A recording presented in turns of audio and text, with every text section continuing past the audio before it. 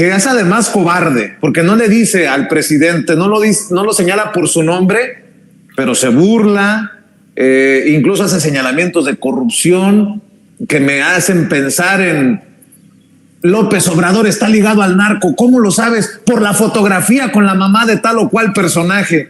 Así está Ricardo Salinas Pliego. Pero bueno, mi querido Rafa, escucho tus reflexiones, tus comentarios. Bueno, son varias cosas las que te quisiera plantear. En primer lugar, realmente Felipe Calderón no tiene derecho a quejarse de que el país tiene problemas con el crimen organizado, porque si alguien nos metió en esa lógica fue precisamente él y su secretario de Seguridad Pública, el señor Genaro García Luna, que por cierto, te recuerdo que Wikileaks documentó que en febrero de 2009, Genaro García Luna le prometió a Michelle Chertoff, que es el secretario de Seguridad de Estados Unidos, libre acceso a nuestra inteligencia en seguridad pública. Es una cosa increíble, fue un cable publicado por La Jornada en 2011. Eso, si tú revisas lo que dijo Genaro García Luna, eso es traición a la patria. Eso viola el artículo 123 del Código Penal, que establece lo que son los actos de traición a la patria. ¿Y esto qué quiere decir? Básicamente quiere decir que México le entregó su seguridad pública a Washington con la guerra contra la droga. ¿Y cuál fue el resultado de esta historia? El resultado de las políticas de combate a la droga de Felipe Calderón, sí, implicaron, entre otras cosas, que México no bajara el consumo, sino que lo subiera, poquito, pero subió.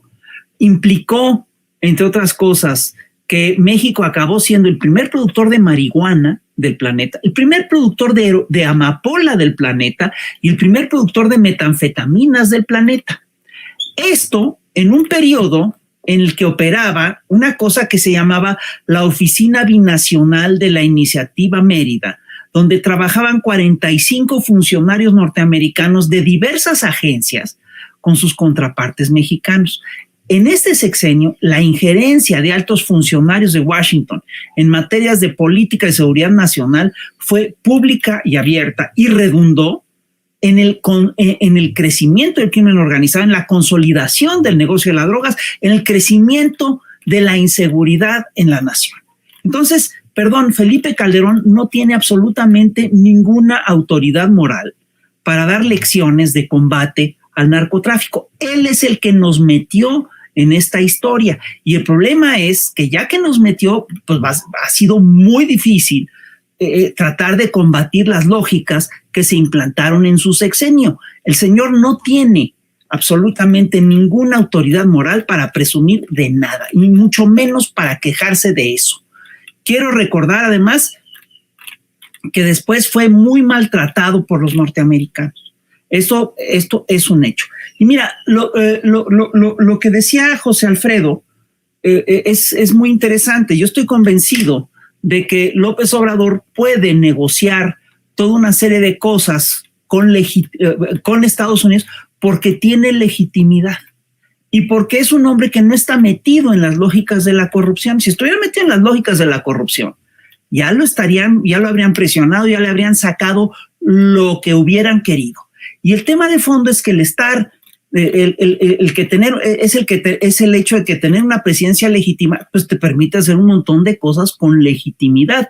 Le permitió a México, por ejemplo, construir el ferrocarril el Tren Maya, pero también el transísmico. Le permitió a México restablecer impulsar el sureste, le permitió a México hacer muchas cosas que efectivamente incluso benefician a los mexicanos, pero benefician a la región. No se nos puede olvidar que esta negociación, en toda negociación con Estados Unidos, ¿sí? Hoy en día México tiene una mejor posibilidad de negociar porque tiene un gobierno con legitimidad y ojo, porque México es hoy en día el primer socio comercial de Estados Unidos. Eso también pesa en la relación. Y entonces que este diputado que seguramente está haciendo campaña, se ubique, ¿no? Que entienda que no puede tratar a los mexicanos como si fuéramos una vulgar colonia de Estados Unidos. Y también se tiene que ubicar el señor Ricardo Salinas Pliego, ¿sí? Que es chistoso porque parece que no entiende lo que implica tener que pagar impuestos. El señor tiene un problema muy severo porque el señor lleva años y años de no pagar impuestos, de adeuda 63 mil millones de pesos al SAT, y no es que los adeude de ahorita, son adeudos que vienen atrasados, ¿sí? Y que vienen incluso desde el sexenio de Fox. Yo no entiendo, es decir, qué es lo que está pensando ese señor, o sea, ni modo que piensa que está tan bueno, ¿verdad? Que no debe de pagar impuestos nunca. Es decir, todos pagamos impuestos, él no tiene por qué ser la excepción. ¿Por qué tendríamos que exceptuarlo a él? Y es más, yo sí pienso que los hombres que tienen más dinero deberían ser los primeros en pagar sus impuestos porque están siendo beneficiados por todo el aparato. Y todo lo que se ha hecho alrededor de Ricardo Salinas Pliego es efectivamente un acto de justicia. Él, por su parte, se ha rodeado, se está defendiendo de pagar impuestos porque tiene una televisora, ¿sí? Y la utiliza como un arma ofensiva en contra de quien pueda atentar contra sus intereses. Yo recuerdo una anécdota que me contaba un caricaturista de la derecha, que un día me cuenta que fue a hablar con el jefe de su periódico, y el jefe de su periódico sacó una pistola, la puso sobre la mesa y le dijo: mira, mi periódico es como esta pistola, me sirve para defender mis intereses. Y es lo mismo que está haciendo Ricardo Salinas Pliego. Entonces, lo que yo sí creo que el señor está jugando con fuego, porque lo que nos tendríamos que empezar a plantear con seriedad, ¿sí?, es la posibilidad de revisar la concesión que tiene, porque tiene una concesión en Televisión Azteca, ¿sí?, que es lo mismo que le pasó con el campo de golf, ¿no? Tiene una concesión y se le puede quitar sin ningún problema, porque ese señor, y hay que decirlo con toda claridad, nunca ha sido un gran empresario.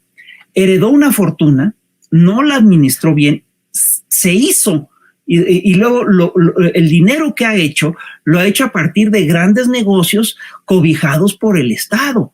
Él, que se enoja del poder del Estado y que nos llama gobiernícolas a los que apoyamos un estado de bienestar, ¿sí?, él sí se ha visto extraordinariamente beneficiado, por ejemplo, con la privatización de la televisora estatal mexicana, ¿no? Que además está muy documentado que Raúl Salinas le prestó un dinero, que este señor utilizó ese dinero que no le pagó a Raúl Salinas, se hizo de la televisora. Ahí hay un problema que es muy serio y todo tiene que ver con una lógica que es bastante increíble, que es que estos señores sí piensan que sus privilegios son intocables, son derechos absolutos y que tienen esos privilegios son derechos que son inalienables y que son intocables, y que es obligado en esta sociedad que él esté por encima del resto de la población. Él no tiene que pagar impuestos, a él no lo pueden tocar en sus intereses.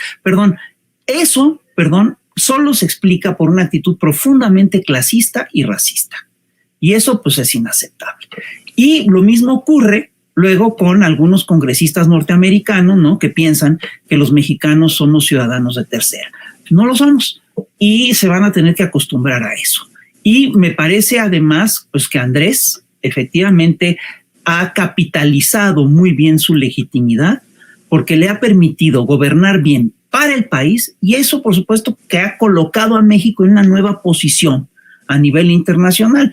El hecho de que México sea la 9ª economía del planeta no es poca cosa, es una cosa realmente importante, y tiene que ver además con las políticas que ha seguido el gobierno, tiene que ver con la redistribución del ingreso, tiene que ver con el hecho de que se cambiaron las coordenadas económicas y que hoy en día se toma en cuenta a la población. Y mientras nosotros nos pulimos con un análisis de